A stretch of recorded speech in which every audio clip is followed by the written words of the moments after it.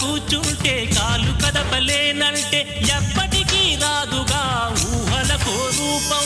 బతుకు నీది అనుకుంటే భవిత నీది అనుకుంటే భయపడక వెలిగించే నెత్తురుతో దీపం. ఏ చీకటి ఆపునురా రేపటి ఉదయం, ఏ ఓటమి ఆపునురా రాగల విజయం.